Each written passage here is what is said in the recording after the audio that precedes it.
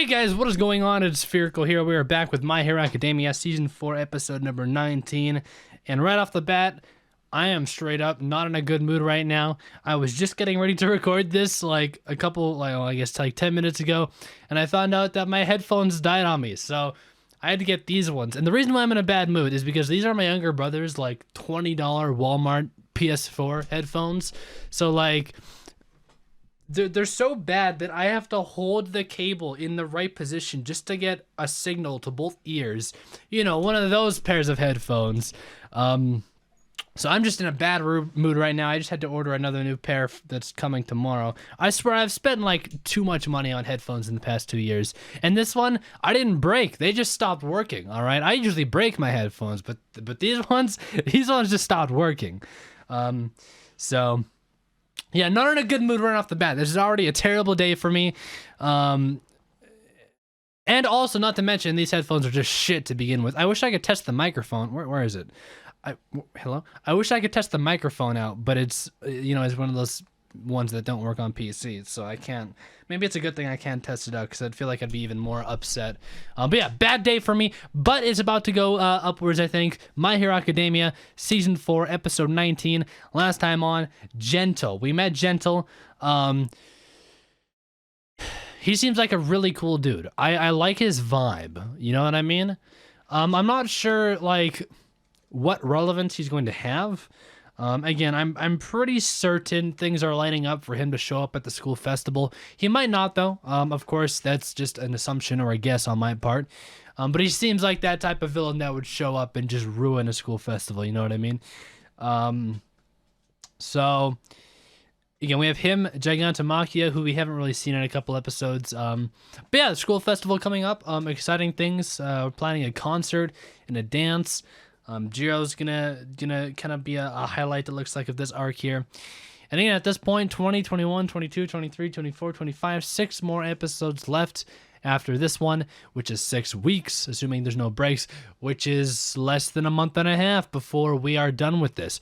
Also, another exciting thing, between now and next episode, I will have watched the Heroes Rising movie, because that is having its worldwide release, or at least North American. I think most places are getting it on the 26th. Again, I have tickets prime for the 26th and the 27th. I'm seeing it twice in a row.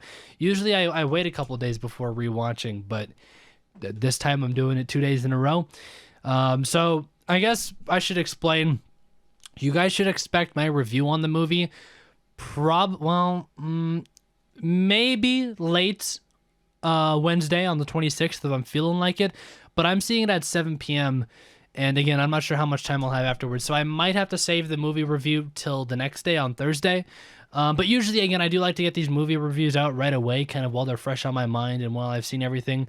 Yeah, and I will do things a little bit differently. Usually what I've done is kind of like kind of a non-spoiler review and then a spoiler review in the same video. What I'm gonna do this time is I'm actually gonna split it up into 2 videos, because I know a lot of reactors kind of do that now, and I think that's probably the best way to do it: a non-spoiler review and a spoiler review. So that's what I'm going to be doing.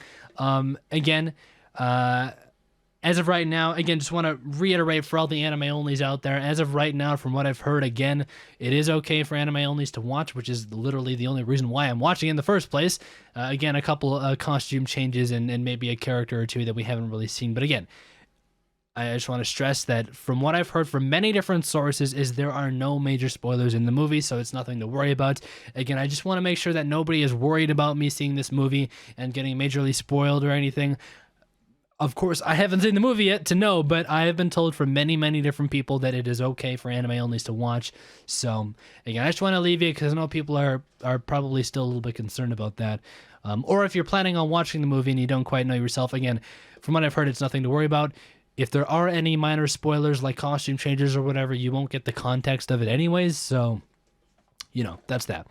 But anyways, that's the last I'm talking about the movie and these reactions. Again, I'll post my review, probably Wednesday or Thursday once I watch it. So again, I'm kind of ready to get into this episode, so we're gonna do just that. As always, links in the description. It's if I'm stuttering a lot, it's because I can actually hear my voice. Usually, when I'm wearing my headphones, they're noise canceling, so I can't hear myself. But with these, they're not, so I can hear myself. It's weird. Usually, it's the reverse. You kind of talk weird when you can't hear yourself, but I'm so used to it. So now that I can hear myself, anyways, get into the good reaction. Go bye.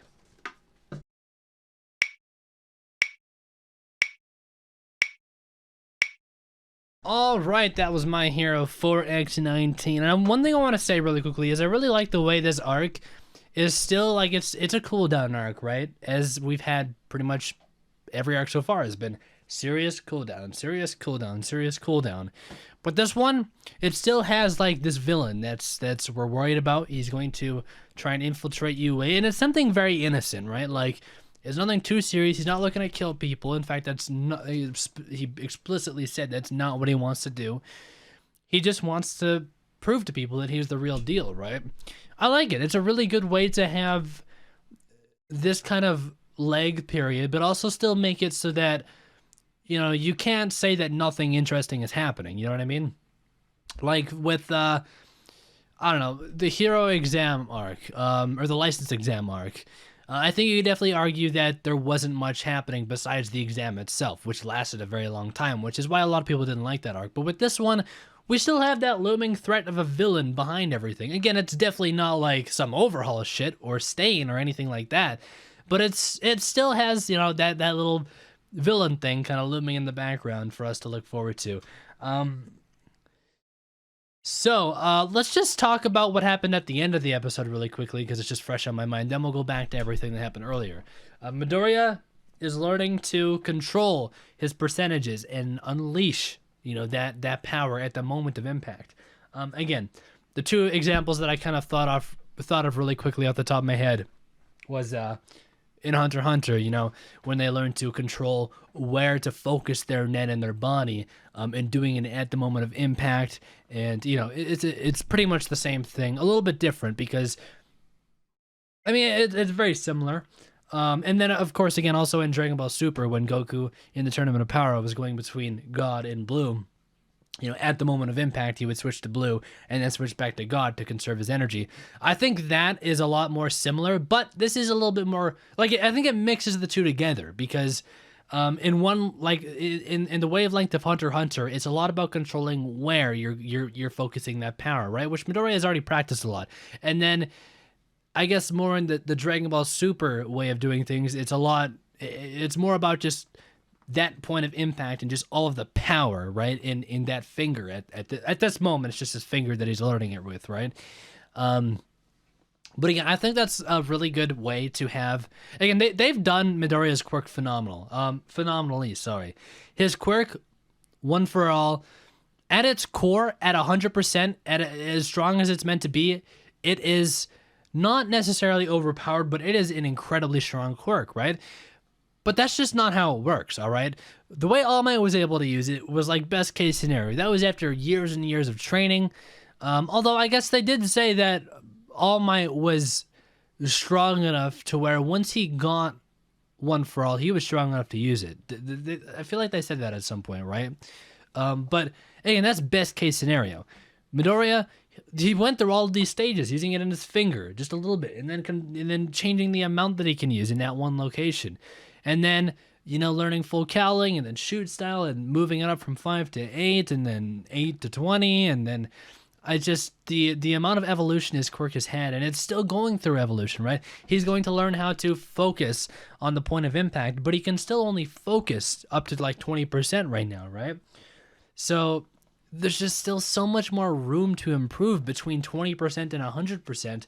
That's 80% of power that we have to learn new things, to evolve. He's also learned range attacks, which again, I thought would be pretty. I thought he would have already learned that when he propelled himself up in the air like All Might did. I thought he would have kind of, you know, thought, hey, I can manipulate the air. Why don't I just punch or kick and send the air flying? But I guess it took a little bit of an explanation for him to kind of catch on there. But again, that a range attack is always nice to have. And of course, it puts a lot less strain on his body because all he's doing is moving his arm or moving his leg and just kicking. And it just the air is what the wind is what kind of creates the impact. So I would assume it's a lot less strain on his body than actually punching and kicking somebody. So yeah, I really like that. Again, it was a very minor moment of this episode, but it is really cool to see. And again, I love the evolution of Midoriya's application of One for All so far. And again, I'm really curious. Like, of course, Midoriya, his shoot style is kind of like a unique thing to him, right? But I want to know if Midoriya is really like, I wouldn't consider his application of One for All so far to have anything super like defining for him. You know what I mean? Like All Might grew big. Nana, did we saw her use All for One or One for All, I think, but it was just in the OVA, and I don't think we really got to see anything from it. But like, I want to see, like, I wonder if Midoriya is really gonna have some like special attack or something, kind of like Gon's Jajanken or a Kamehameha or something like that. Like, I know shoot style technically is Midoriya's unique thing, but I feel like it's just a kick, right? Anybody can kick. It's not that crazy. Like, I wonder if he's gonna evolve and learn like his own unique application of this quirk that nobody has. You know what I mean? Again, I know technically shoot style already is kind of that, but it's not as exciting as like, I don't know, something more exciting. You know what I mean? I wonder if we're gonna see something more unique to Midoriya. And again, I don't know. So the school festival, a lot of concert talk here. We've got our band set up. Jiro on the bass and vocals, which was definitely expected. Bakugo on the drums, which is expected.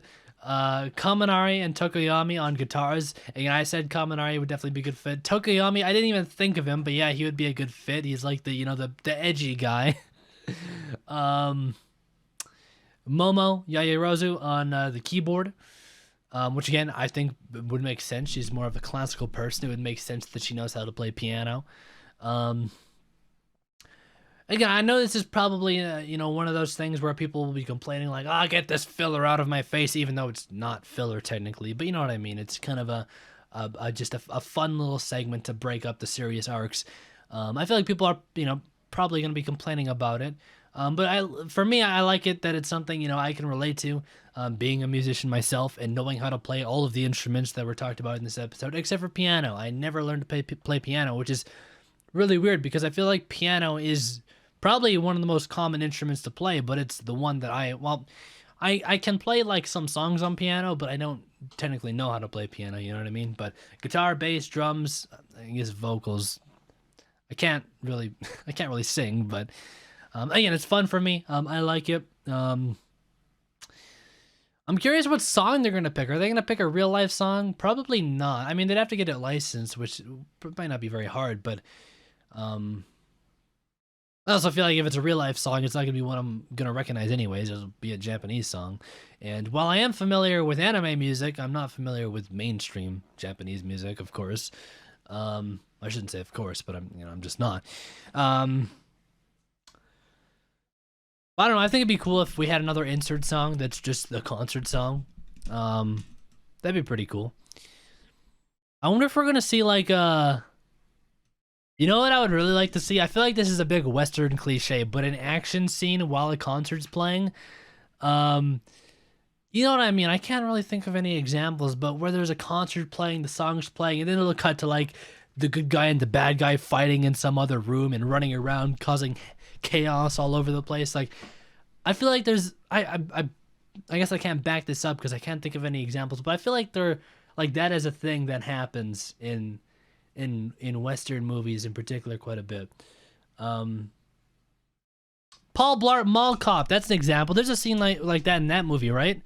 Where there's like a chase going on while there's a concert, I'm pretty sure. I used to love that movie. Fun story for you. I used to go to the lake with my friend at his lake for a week every summer.